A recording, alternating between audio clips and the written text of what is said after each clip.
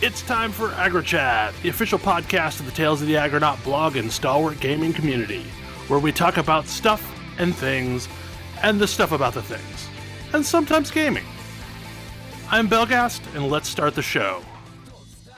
Hey folks, it's that time again. Time for another episode of AggroChat. This is episode 566. Tonight I'm joined by Ace. Hello. Ammo. Hey, Pokemon is still the talk of the town. Ash. Hello. Kodra. Hello. Tam. May you fly with destroyed Eden. And Thalen. And may you reach the moon. Do not get the reference. You will. Okay. So what is Paradise Killer? That is the reference. It is, in fact, the reference.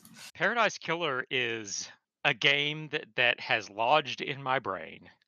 Trying to describe this game without spoilers, I've been trying to come up with ways. It's like if Suda51 made Danganronpa with maybe a dash of Disco Elysium for flavor. It's wild. Yeah. The baseline premise is that it's a murder mystery. You've been brought out of retirement to investigate a murder. Retirement, yes. Your retirement lasted over 3 million days and was forcible. Yeah, your retirement was non-optional. Are you a robot? No. No. Every character in this game is a human being except for the very first one you interact with. Everybody else is a human. They don't always look overall human. They're all humans. There's the one guy who is a bright red skeleton with a horn growing out of his head. He's a human. He wasn't always that way. Yeah. He's that way because of love. He is that way because of love. Is this deeply transhumanist? Kinda? I've been reading Eclipse Phase again recently. So you are a detective, an investigator. You are the investigator freak. Yeah. Lady Love dies. You are Lady Love dies. The names of everybody are incredible. Yes. I think the best one is Dr. Doomjazz. Dr. Doomjazz is pretty great. He's also one of the best, just overall best characters. Did someone let did somebody let the Metal Gear Solid guy name all these characters? Suda has always been crazier than Kojima. This isn't new. To be clear, it's not a Suda51 game. Wait, I thought it was. No. It just really feels like one.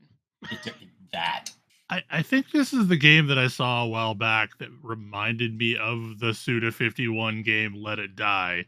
I can see that. But yes, Thalen and I both got into this because we both played through Promise Mascot Agency, and this is the game they made before that. Yes, this is their other game. And the baseline setup is that you're an investigator investigating the mass murder of the ruling council of Paradise Island, which is the 24th iteration of Paradise Island, because the council has to keep making new ones. The immortal council has to keep making new ones because they keep getting overrun by demons. They keep getting corrupted, and so a new better one has to be made. Are the demons also humans? No. The demons are extra-dimensional entities. The one character in this that is not a human is a demon. He's the other best character in the game. The demons are wild. You don't see very many of them. He's mostly there to talk to you about just how incredibly fucked up all this shit is. Yeah. I don't even know where to start with this one. But you're wandering around. It's a first person investigation, an investigative game. You're wandering around this space, talking to people and finding clues to piece together what actually happened. Okay, so when I was hearing this, I was thinking, oh, this is a weird visual novel. Is that not true? Nope. It's got some of those vibes. It does have a lot of visual novel. It is not. Yeah, it's not technically a visual novel. There's a lot of running around and jumping around, and there is a double jump. Yeah, you get double jump. So it is a video game. Yes. It's a walking simulator, kind of. Yes. It has some puzzles. There's lots of collectibles to pick up. And when you decide you found enough clues, you go talk to the judge to start the trial. Yeah. You could do this immediately if you wanted to. You can. And you will complete the game, and it will and you will roll credits, because one of the core things of this game is your purpose in this game is to find the facts and discover your truth, not the truth. Just your truth. Yes. So it's at least somewhat postmodern. Oh yes. Oh God, yes. Yeah. More than somewhat.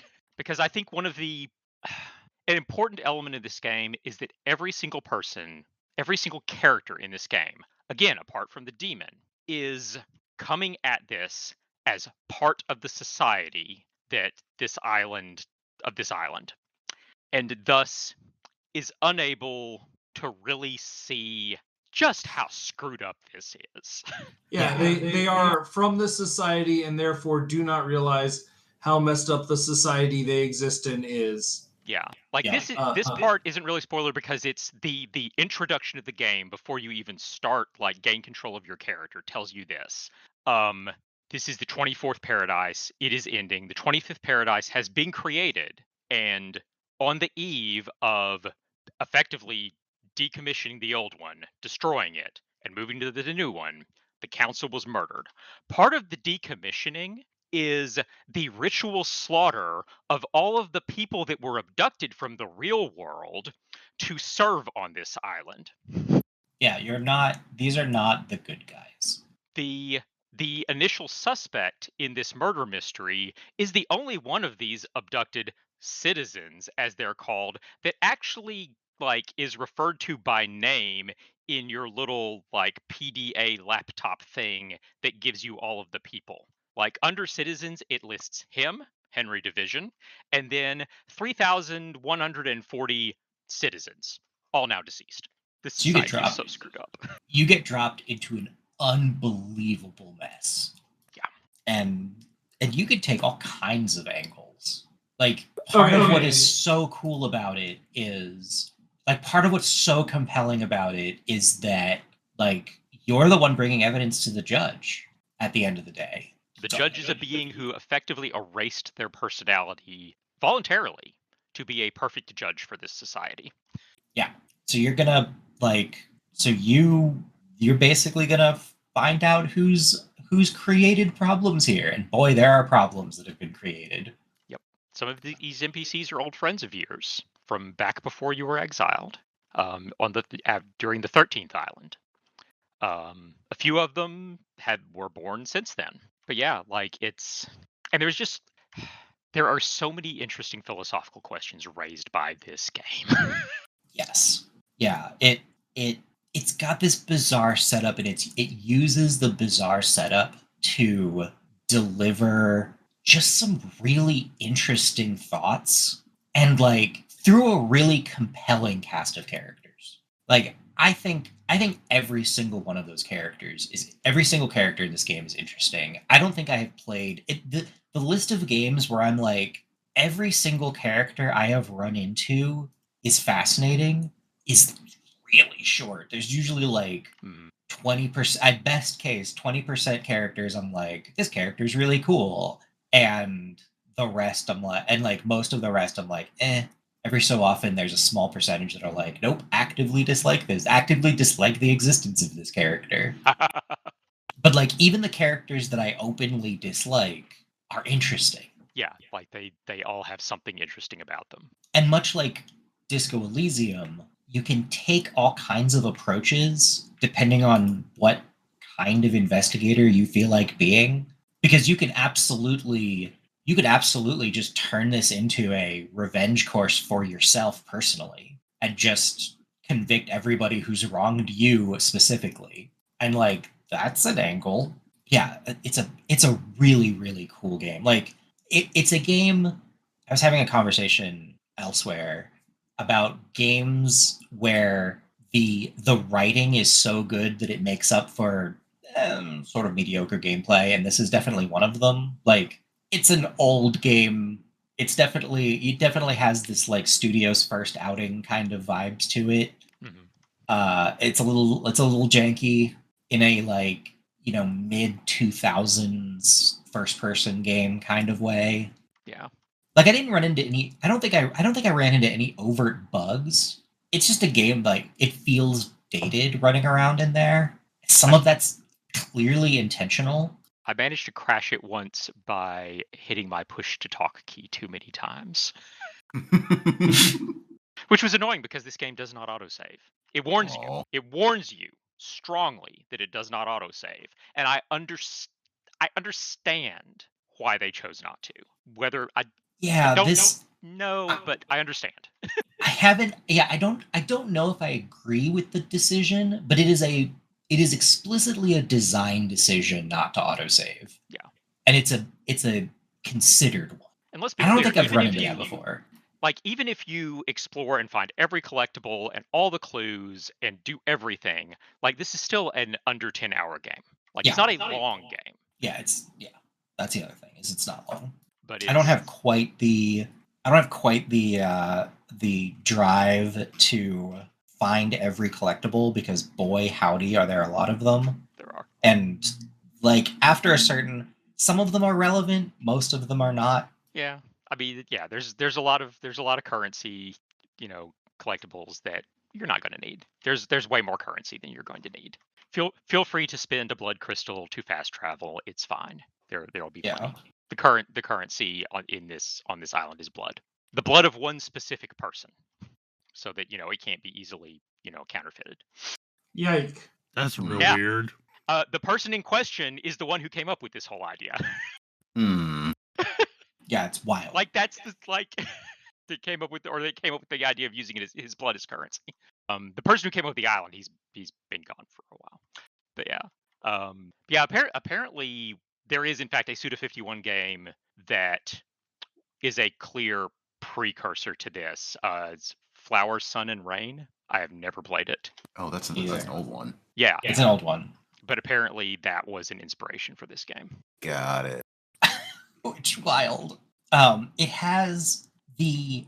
I'm not going to say that the art is amazing, because, like, again, it's got that kind of mid 2000s first person wandery thing, but the character art is incredible. Yeah, and even though like it is a little blocky and old, despite that, like the overall vibes of the island are amazing. Yes. Yeah, like I feel like the They made this feel like a place. yeah, I feel like the way that the visuals work actually like lends itself to the concept. Also, it's got a really, really good soundtrack. It does have a great soundtrack. Yeah, a wild game. Yeah, like I very much hope that they do another game in this setting in the future, whether it's a follow-up, playing Lady Love Dies again, whether it's something else, whether it's I'd like to know what the status of the real world in this setting is, because boy are there some implications. Yeah, right? There's a whole like world building and cosmology that this game does that leaves me fascinated, because it's nuts. Like, and I would exploring any one of those numerous threads would be fascinating. Yeah, it's like it could be a whole game. It could be a game set in the real world, dealing with, like from the point of view of one of the people that is apparently in direct opposition to this whole setup, because apparently those people exist. It could be a game where you go to the dark side of the moon and deal with the horrible thing that's there, because apparently This is a horrible thing. Or it could just be a game on set on the 25th island, which dealing with the aftermath, which has its own problems. Which is, according to the architect, like this is finally perfection. I don't think it's going to be perfection. Yeah, like it is absolutely a game about hubris, like as a start point. Hubris and getting too high on your own supply. Yep. But yeah, it's got really interesting characters. It's got just a fascinatingly despite how weird it is, it all ties together in a way that makes a lot of sense. Yeah, it's all understandable. Like you can believe that these are human beings making these choices. Yeah. And like in some ways, I was able to piece together a very believable, this is what happened. And then when I went to look for the clues that would tell me, that would like validate that, I could find them in the places I was expecting. Mhm. Granted, usually along this path, I would find some clue that would make me go, wait a minute, hold on. Uh-huh. But like that was sort of the beauty of it. It just unfolds in this fascinating way. And like I took the very Elder Scrolls approach. It told me to immediately go talk to somebody, so I went everywhere else first. Yeah. I kind of did that too my first game, but I decided to do a second playthrough and actually do what makes sense from an investigative standpoint. Try to uncover things in that order and see how that affects like things, how things come together.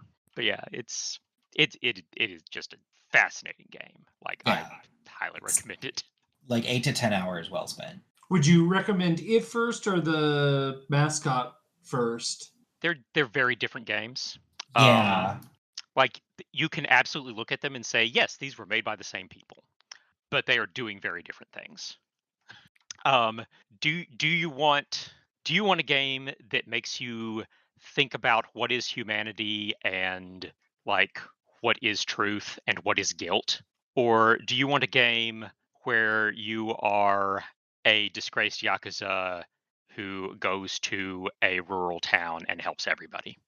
Got it. One of those sounds a lot headier. Yeah. Yes. It manages to be very, very high concept and very heady without being pretentious. Yes. And I think that's part of what's really like lodged it in my brain is that it does manage to pull that off in a way that I just rarely see.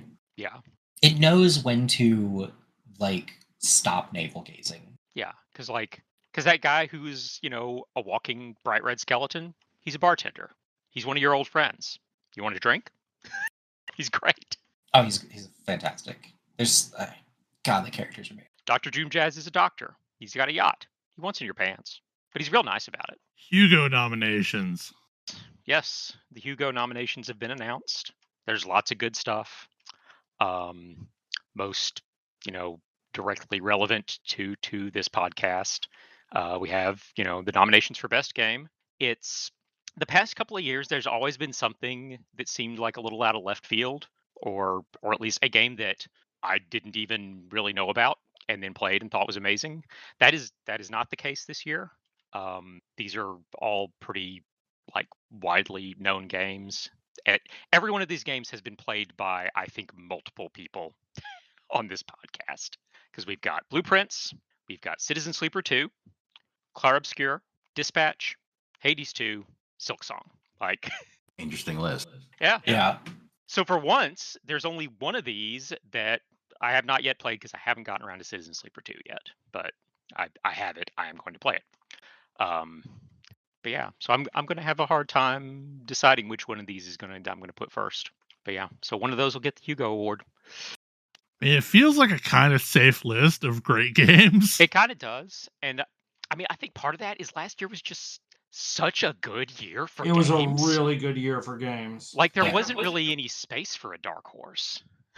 Because, like, I can't argue with any of those nominations. Like, I haven't played Citizen Sleeper 2, but I've played Citizen Sleeper. I assume the second one is... Everything that I've heard is just more of the same, but better. Yeah.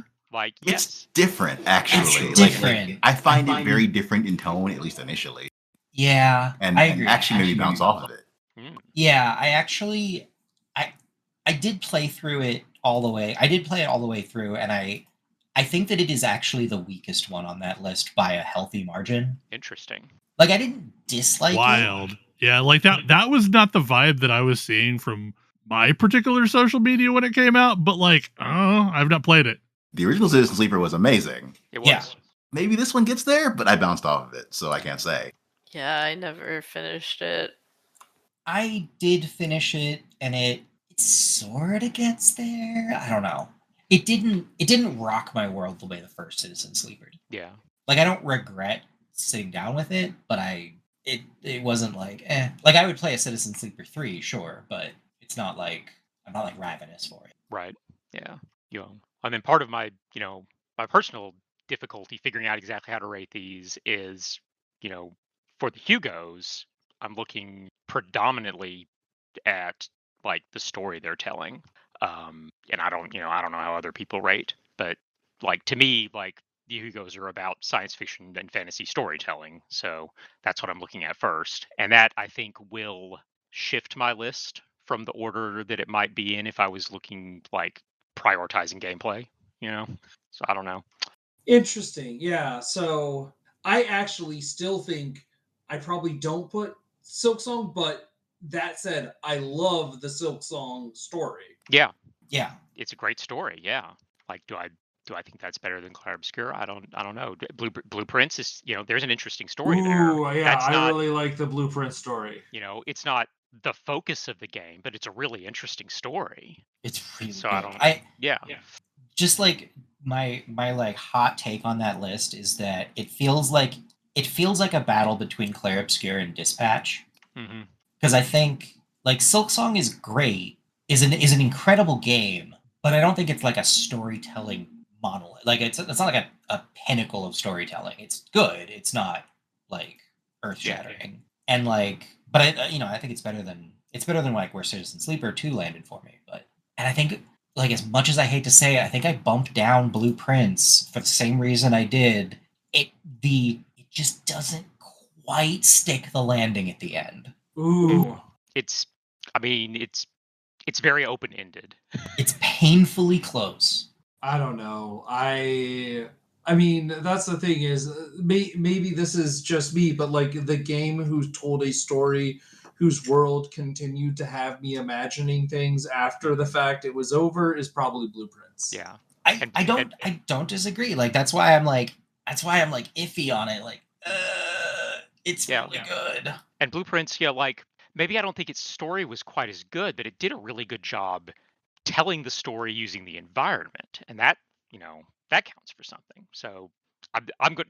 Basically, I'm going to have to think real hard about the order I'm going to rate these things in. Other stuff that's up that that I know people here like. Two episodes of Murderbot are up. 3 Awesome. actually got enough nominations, but only 2 episodes of a given thing are allowed to be. It's so hard to nominate individual episodes, though, because like I think of that as a totality. Yeah. Yeah.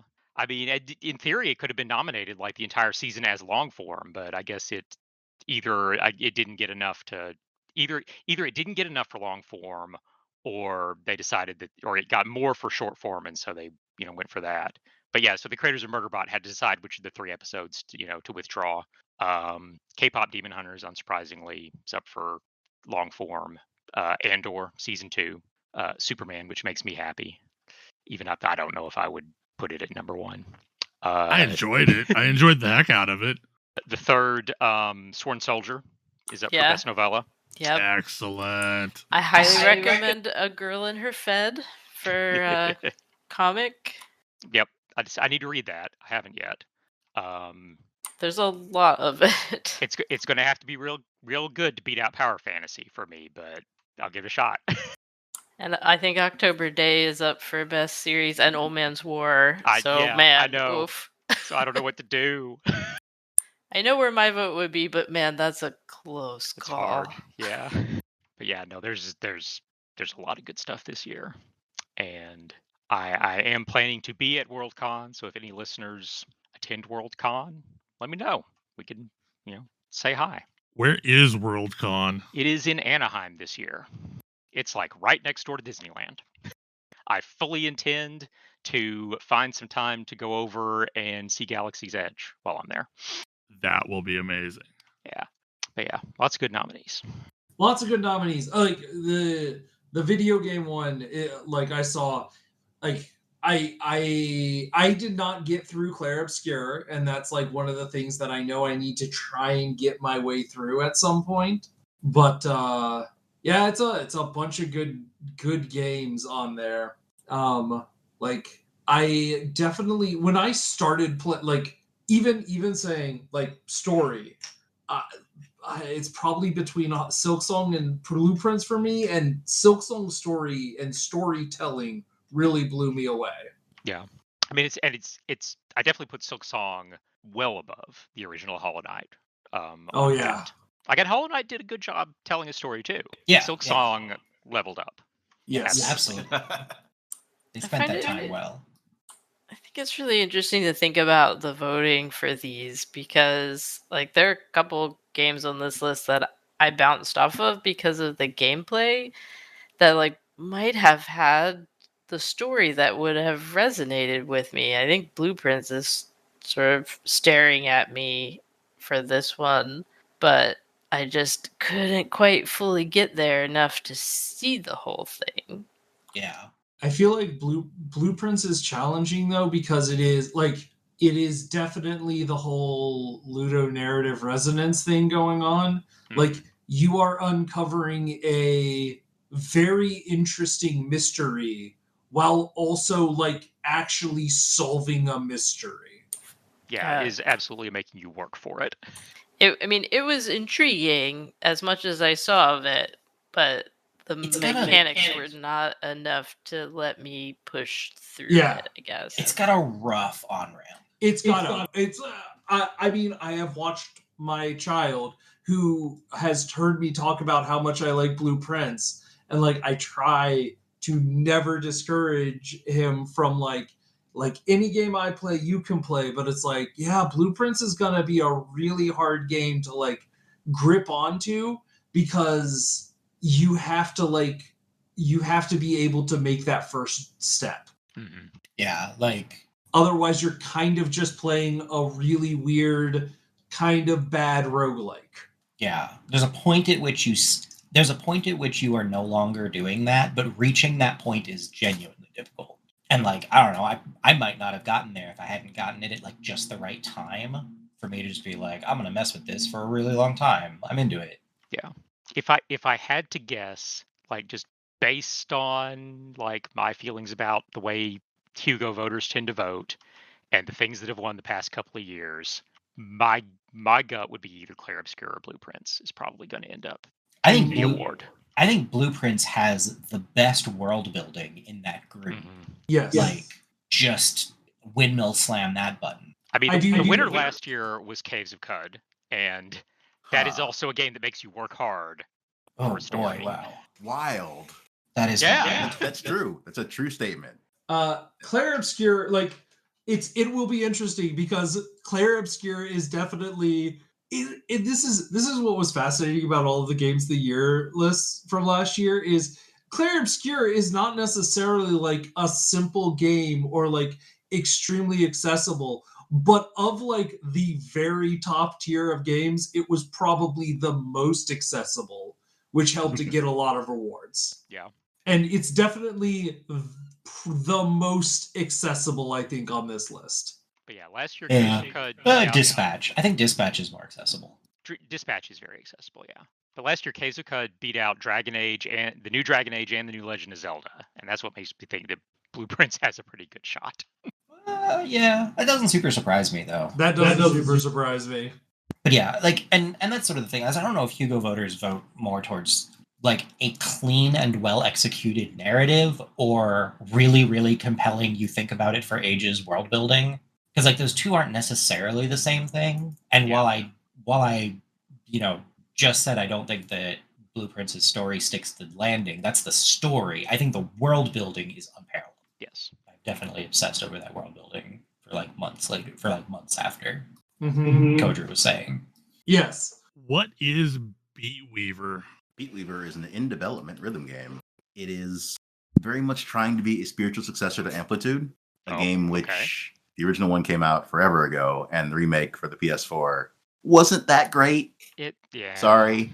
Yeah. Yeah. But this is someone who really, really loved Amplitude and really loved Frequency. Yep, I see it. And has decided to make his own game. Can't blame him. It uses 4 buttons instead of 3. It did open playtesting, and I got into playtest, but that playtest is under NDA, so there's not much I can say about it. Other than having 4 buttons is really, really disorienting. I was pretty good at Amplitude. I'm not nearly as good at this. That would make a big difference. Yeah. Also, it looks like they make you press multiple buttons simultaneously sometimes. That's new. Yeah, but like Sound Voltex does that. 2DX does that. A bunch of games do that. I mean, I guess so. Amplitude was just not one of them. Yeah, Frequency did not. But yeah, I look forward to being able to say more about this game. At some point in the future. At some point in the future.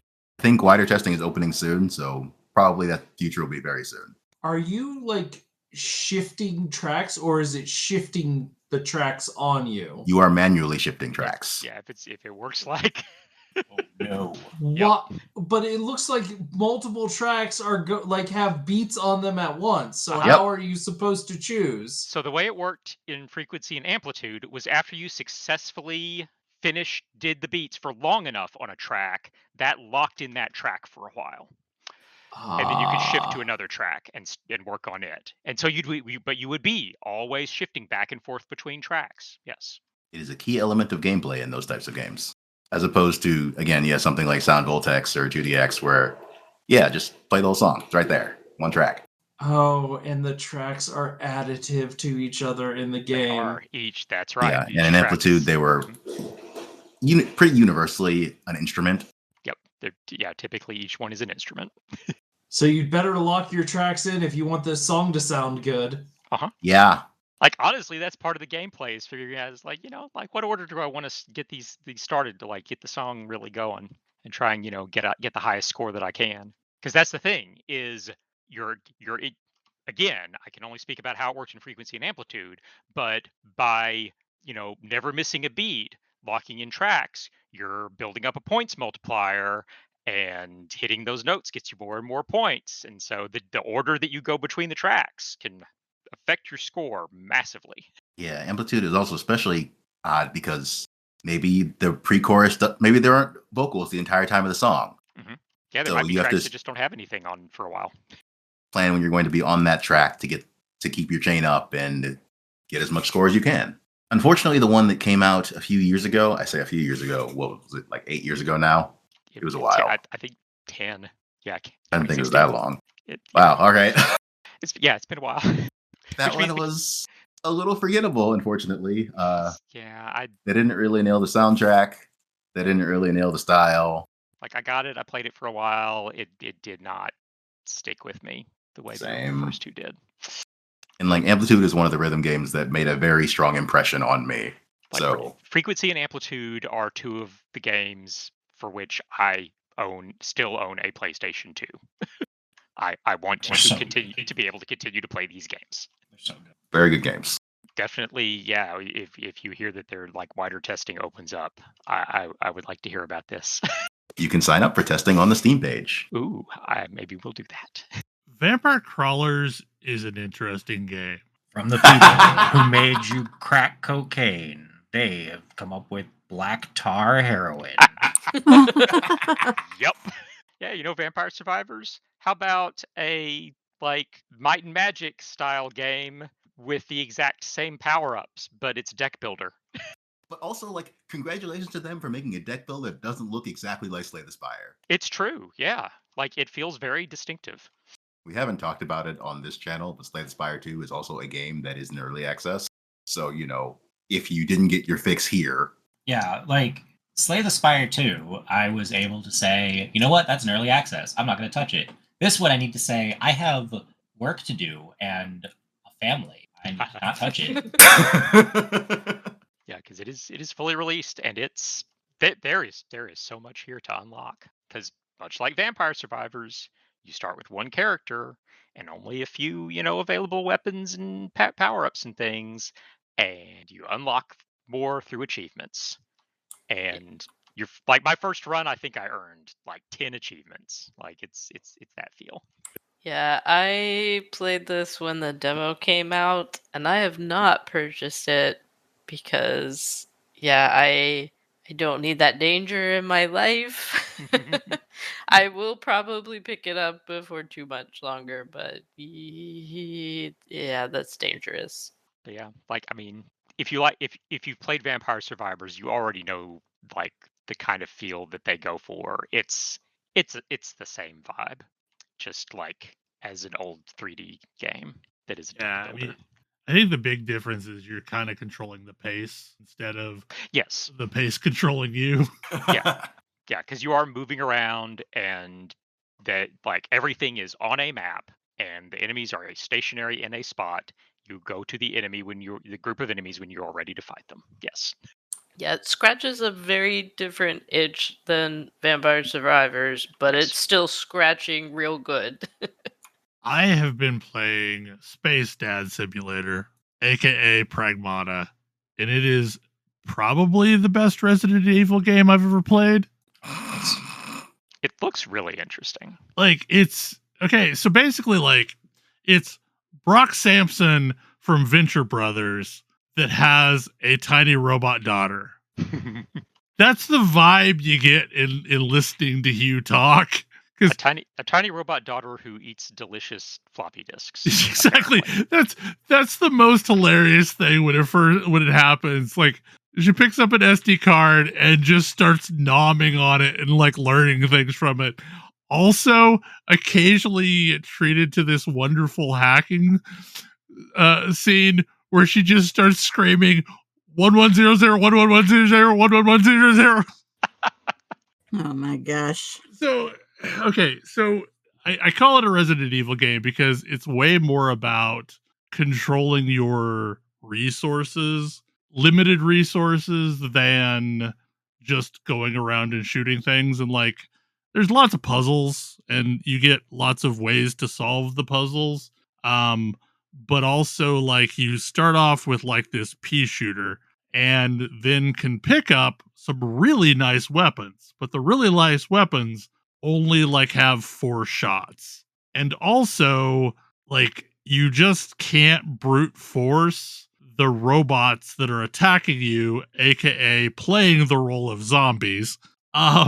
So while you are moving around to avoid their attacks, you also have to do this hacking minigame, which is basically playing Snake, and you're given a grid of squares, and there are hacks that show up on the grid, and essentially you want to loop through as many of the power-up squares before reaching the green square, which quote unquote hacks the robot and basically stops them in their tracks and makes them take extra damage.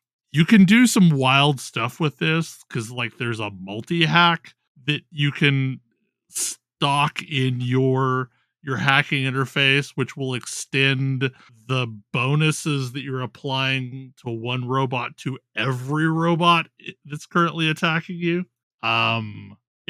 It's interesting. Like, I'm playing with mouse and keyboard, even though the game explicitly told me not to play it with mouse and keyboard. But it's fine. I'm better at mouse and keyboard than I am with controller. They can't tell you what to do. They can't tell me what to do. So I have to hold Alt and mouse around this grid while I'm also walking backwards. But it's fine. Like, I've gotten used to it. For a controller. I've gotten used to it. It's fine.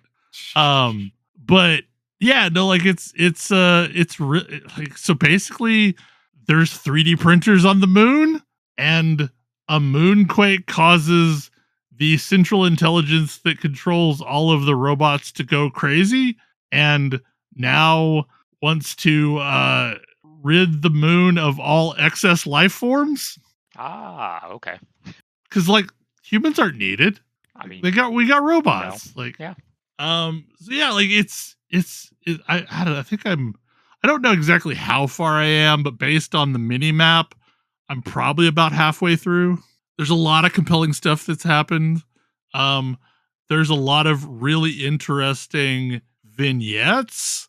Like, I guess they got bored of doing things and decided to print New York City. So, like, there's this level that's kind of a jacked up version of New York City.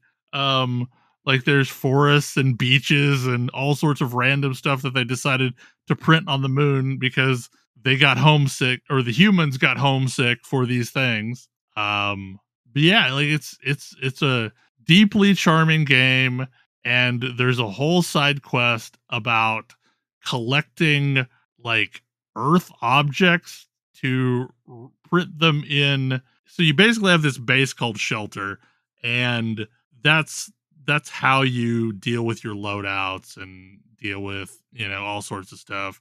And the game regularly gives you these tunnels that go right back to your base so that you can duck out at a moment's notice in the middle of a map and go fiddle with your loadout. So if you've gotten hacks that you didn't previously have, you can add them to your loadout so that they'll appear on the grid and stuff. So like that flow is really nice, that you can duck in and out of action really quick.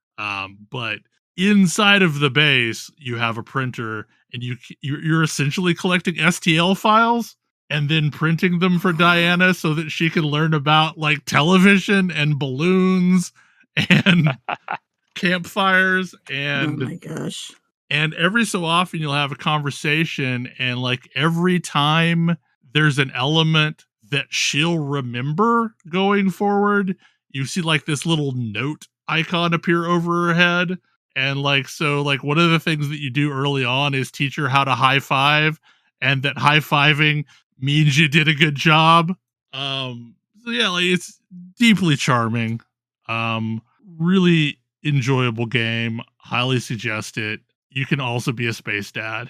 We also had a Final Fantasy FanFest, and now know the name of the next expansion and some of the details surrounding it. And we're going back to the Reflections. Oh, super exciting. It's Evercold, isn't it? Yes, Evercold. Yeah, and that's going to drop in January. But also, like, I was really shocked at how many broad sweeping changes they're making after all of this time of essentially having the same template. Yeah. So like daily stuff is gone, and things are going to be on a weekly rotation instead. But also, once you finish 1 week, you can go back and do stuff from the previous week. Oh, cool. Yeah, and all of your things like book rocks and stuff are going to be on a weekly timer. But more importantly than anything, all of your jobs will have the item level of whatever your highest equipped job is. Oh, Yep. Awesome. You'll still want to try to get proper gear for them, because I think they said you don't get your full like stats or bonuses. So they still want you to work on getting geared up there.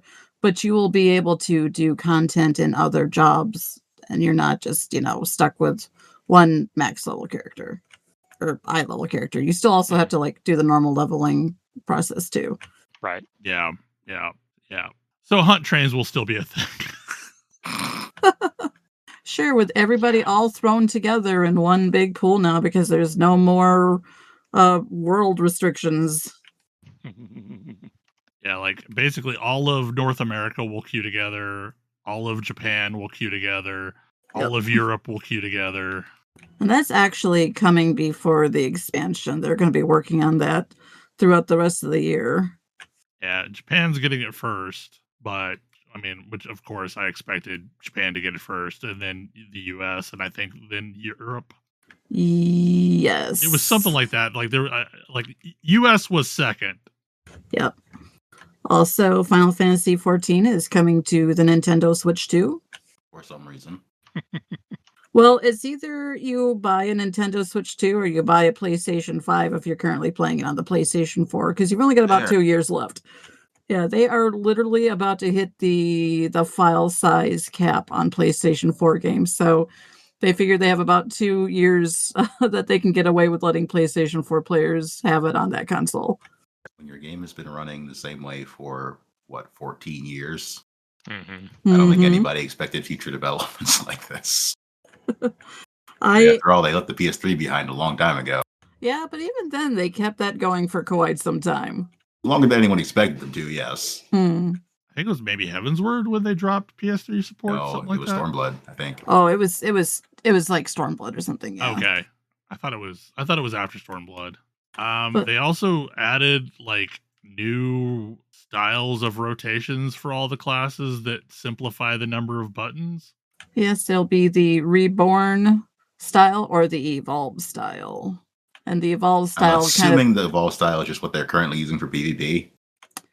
similar probably, but I watched a little bit of the dev panel, and it's similar to that, only a bit more in depth with what buttons will change upon other certain actions.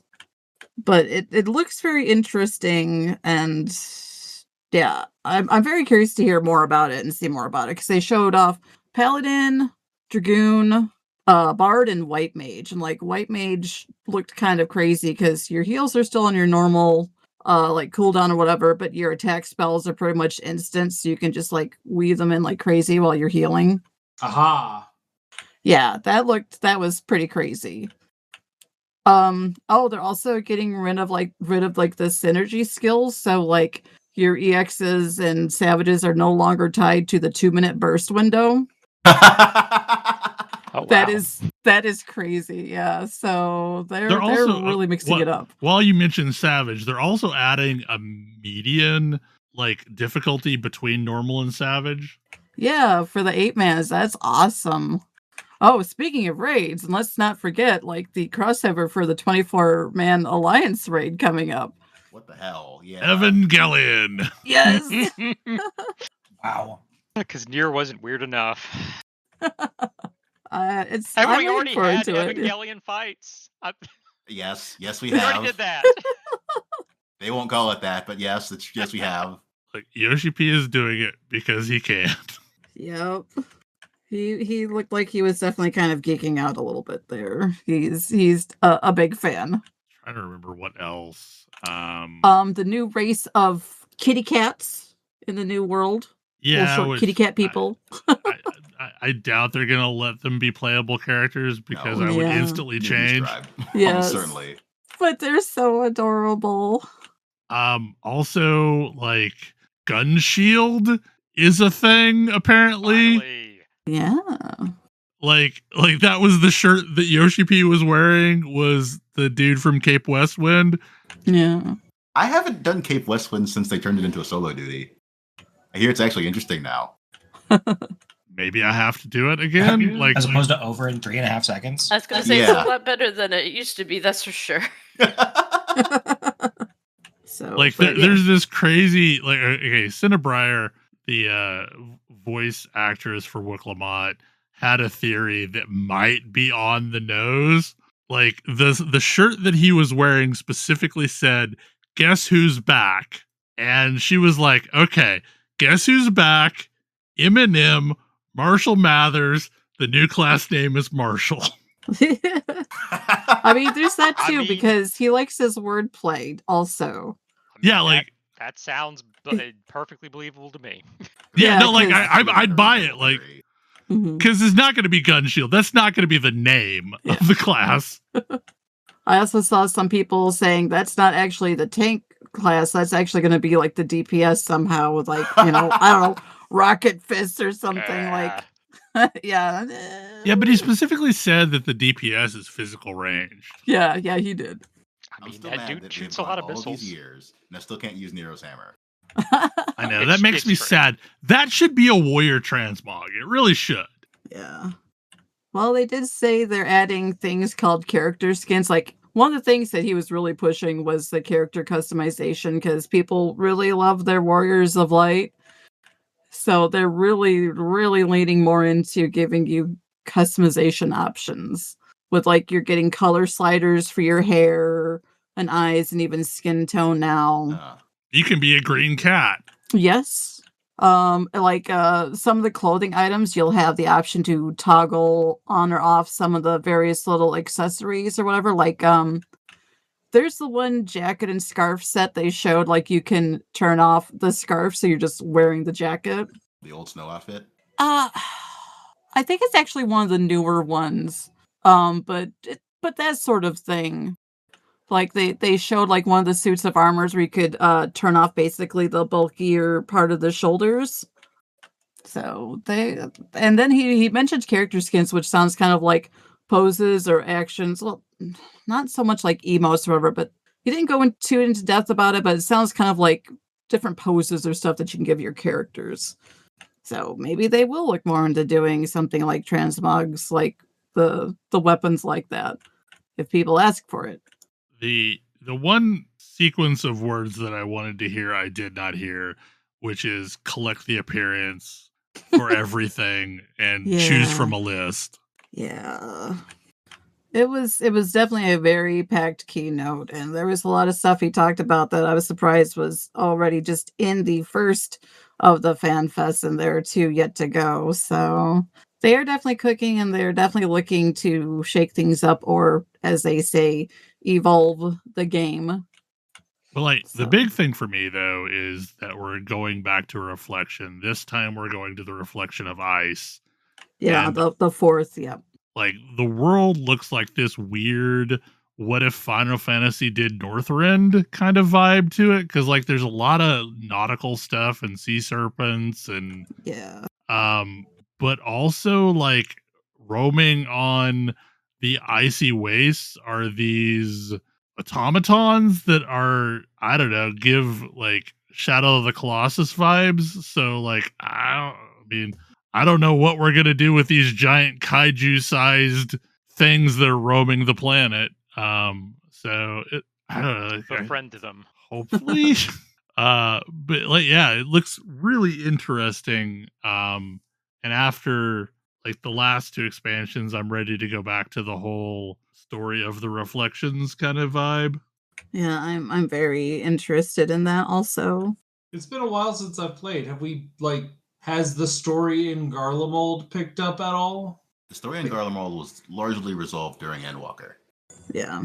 Like every so often, something touches on, a census back there, and like just related to, they're rebuilding there. There is a new dungeon in the upcoming patch there. Isn't it in Garlemald?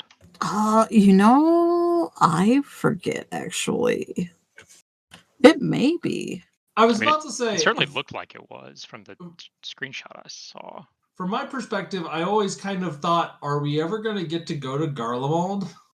Garlemald proper? Yeah. I mean, difficult. Yeah. Yeah, the upcoming main scenario dungeon is a former Garlean Empire manufactory. So that's right. Yeah. So we are doing something as part of the main story related to that, apparently. And it could just be like, hey, we need something that's where we could get it. Like I don't know, but they do it. They do occasionally send us back there. It's a bit, it's still a wreck. I started up the post because like I hadn't done anything other than the raid after Dawn Trail.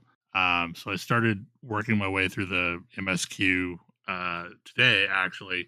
And the thing that shocked me, and this has happened before, but it shocks me every time, is I got to the first dungeon pretty quickly and did it with a trust. And of course I brought my children and Graha because that is always my party if I get the chance to do a trust. Yes, good. But like it shocked me like from the first pull I was like, I guess I'll just overpower because I don't remember what I'm doing. And within seconds of pulling the first pack, my fingers were doing all the things on their own and I don't even know what I was doing. Yep. But like it's like I've not tanked anything in Final Fantasy 14 since 2024 and those instantly was back. Those pathways are permanently carved in your nervous system. Also, it was a traditional dungeon because I pulled the second boss and within seconds Alice limit braked. Yep. And I had to fight for aggro. Does that. That's my girl. But yeah, it'll be interesting.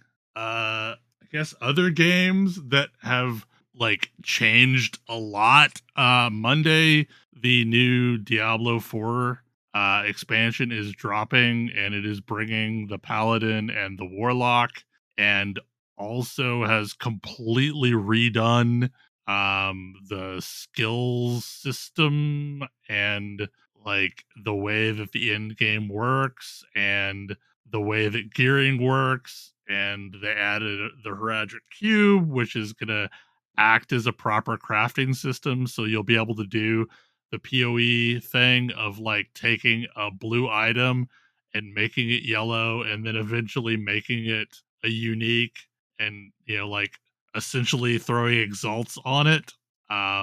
So it's going to be interesting to see how that goes, because like it at least visually so far, the people that did the campfire chat this past week are totally different than any of the ones that have done it previously. So like it seems like they've had a complete changing of the guard on that team. And at least looking at the changes, it seems like Lord of Hatred is going to be the equivalent of Reaper of Souls, because like it's wildly changing the game, and it looks like for the better. Because like the thing that the game really missed was a guiding directive to tell you what you should be doing once you hit the end game, and they're adding these things that are kind of like echo chains from Last Epoch called war plans that that also have an atlas tree type thing that you can kind of dictate how they generate. So like if there's a specific type of content that you want to do more of, you can throw your thumb on the scale and have it put more of that content on it, or probably more like the Weaver's tree.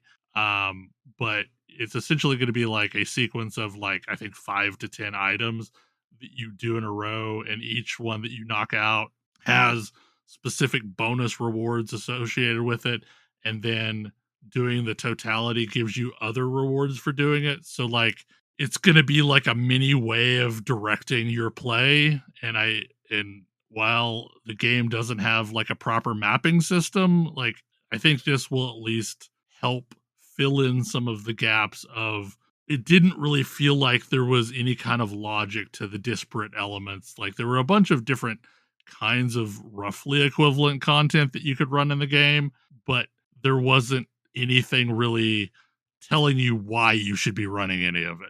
But with the gap in PoE 2, because I expected PoE 2 to be landing around this time, but it's not going to drop until the end of May.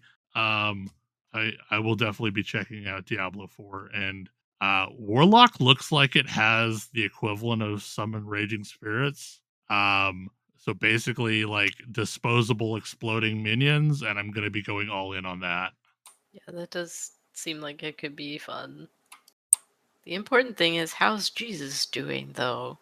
Oh, God, the whole Akarat thing, just, no thank you. I'm not terribly interested in the story of Diablo 4, but I am interested in the game changes. I think that's the weirdest thing about Last Epoch to me. I actually care about the story. It's a good story. It's a good story. Like, I'm the thing with Last Epoch is I'm 100% convinced we're the Immortal Emperor. Like, I'm 100% convinced. It seems real likely. But also, like, my favorite thing is when Yulia doesn't realize that you don't know what's going on yet. Whoops. Wrong point in the timeline. It has to send you back in time. I mean, like more spoilers, but that happens again when you're like going through the Oracle's abode, which is also hilarious. Yeah. Like, oh wait, you're here. Wait, you don't know who I am. God. Which is funny because that person also time travels. Timey-wimey stuff. It's the most Chrono Trigger ARPG. It's an extremely it's so good. I was actually the thing that caught me by surprise, because like I did not expect to actually like really enjoy the Harbinger story as much as I did. It was good. Yeah, they made it really good. Like, and I think she's supposed to be an alternate version of us. Is like maybe? Yeah, like that was like I swear I read that somewhere that the Forgotten Knight was supposed to be is another like a shard of a traveler. Yep, she's a traveler. She's just way further progressed than we are and deeply jaded by it. See, and I'm not sure about that because her story is very different. Right, but like all of the echoes that we go into in the end game are timelines where things didn't work out the way that they worked out in our timeline. Like every single one of the timelines is what if something happened instead of something else. So like I can totally see that like there's a version of us that turned into the Forgotten Knight. Well, it's interesting because the Forgotten Knight has more specificity to her character. Like, she has a brother, and that brother also plays an important role in everything. Yeah. Which is why I kind of didn't think she was another version of us. I swear ESG Mike said that at one point on one of the Friday live streams. I wonder if that was the original plan. I wonder if that was an original plan, but like at some point they were like, hey, we want to tell this story about the Harbingers and Aberoth, and let's utilize this weird character that's hanging out that everyone is like glommed onto because she refuses to talk to people. Like, boy, you want to get your community obsessed with a character, have them tell the players no. Yeah. Oh, this person, what's their secrets? I think specifically one of the things that he had said is that model, I think, was originally the Sentinel, but then they decided to change that. I will say, the one thing that I feel like I do not understand the story of enough is the Weaver. I love the Weaver. Mechanically, I love the Weaver. Story-wise, I have no idea what's going on. Or rather, Mask, I suppose. Yeah, Mask. I have no idea what's up with Mask. I got no clue either. Mechanically, I don't find myself in builds that frequently want Weaver's Will items. Not anymore. Like, there was a time where I loved Weaver's Will items. I still do. I still like the trinkets. My love for Weaver's Will items has definitely reached a middle. I got one of my builds this season is using some Weaver's Will stuff, and it's interesting when you're actually specifically chasing something and not just using it to patch over some holes in your gear until you get the stuff you need. I wish there was a way to level Weaver's Will items without equipping them. Because you can? You can. How? Weaver's runes. Oh, yeah. Okay. Never mind. I forget those things exist. Oh, they're so great. And especially useful on idols, because that's where I tend to use them. Yep. I just forget that even exists. The thing that I burn through entirely is Runes of Havoc, trying to make T7s to crash into other things. Hugely. Constantly. Never enough of those. I'm technically right now playing my third character of the league. I got a little distracted and I've fallen back into Shape of Dreams. This is probably a relatively quick topic. Hey Kodra. Tell us about dipping into Crunchyroll. Light novels all the way down. It's just really like I feel like I got back into Crunchyroll and I'm like, I feel like 1,000 years of storytelling has happened and I don't understand what's going on anymore. That time I was reincarnated into a weird place as a strange thing. But like even one that I know is a little bit more mainstream. Like I started watching Spy Family, and like what a weird show that is. Yep.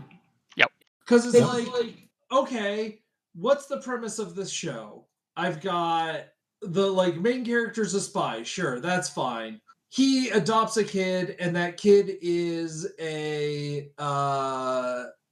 psychic. Wait, what? Yep. Why? I mean, two animes that I would, or actually 3 animes that I would highly recommend are Freerun and Freerun's really good. To Be Hero. I think it's technically To Be Hero X. That one's interesting. And then Dan to Dan is amazing. Yeah, Dan to Dan is the whole time. I will add Beaufry to that list if you haven't watched it. I mean, if you want a cooking show, Delicious in Dungeon or Dungeon Mishi, whichever way you want to call it, is amazing. It's D&D Party, and they eat the monsters. Yup. But also, like, 80% of the show is going to be about the meals. I just started season 2 of Freerun, and so far it's pretty great. Also, I have not watched it yet, but I have heard really good things about ReZero. ReZero is I like parts of it. I feel like I watched that a while ago. That's not a new anime, is it? No. I think it got a new season relatively recently. I did start watching That Time I Got Reincarnated as a Slime, which has just got a new season recently. It's interesting. It's weird. Even among that set of anime, it's weird. It's not Crunchyroll, but I have been watching the new Ranma 1/2. It's the exact same story as the old Ranma 1/2, but better animated. Oh. The fight scenes are just amazing. It's awesome. been so long since I've watched that. It's also, the pacing is tightened up. Like, for example, Ryoga shows up in episode 4 of the new version, and I don't think he showed up until like episode 9 of the original. Like, there's just a lot of like dross and, you know, the filler episodes that those aren't here. That's probably for the best. Yeah, I think so. But I think season 3 of that is coming fairly soon, and it starts out with the Breaking Point attack storyline. That's on Netflix. Random topic while we're talking about things. Ace and I realized it's almost Eurovision time. Woo. Oh boy. In a few weeks, I think. Yeah, not next week, but the week after, I think. So prepare yourselves, folks. We're gonna talk about incomprehensible songs. We've also tentatively made a plan that at some point we're going to go to Eurovision. Yeah, this needs to be a thing. I need more joy in my life. There's a YouTuber that I really, really like that is the UK candidate, and I really hope the UK curse doesn't bite him in the ass, because like it's a catchy little song, and also like I really dig what he does, because basically he makes all of his music with analog synths and these ridiculous patch panels of effects pedals and stuff. So like, and also he has like a it's look ma no computer. He has like a museum somewhere in the UK of like all of this random old analog tech. But I have a fear that the curse of Brexit will harm his chances. You made me watch the Furby organ, and you should inflict it on other people because I should not have to suffer alone. I'm sorry, Furby organ. Yes, he made an organ out of Furbies. It is so cursed. Incredible. That sounds horrifying. It's so disturbing. Like, just based on these images, I think I have to support either Austria or Moldova. The Moldovan guy just like looks like he doesn't understand why he's here. He's just a guy. And I don't know what's going on with the Austrian group. Those are cool masks. I don't know that anything will have my heart as much as the Korea and Baby Lasagna mashup from last year. That will be extremely hard to beat. I've looked at the betting, but I have not really fully listened to any of the songs other than the UK one. I'm just going to wait until the semifinals and see what happens. Yep. I'm also hoping that Sweden still has an unlocked stream. Anyway, any other short topics? Okay. Hopefully you enjoyed the show, and we will see you again next week. Good night. Good night. Good night. Good night. Good night. See you.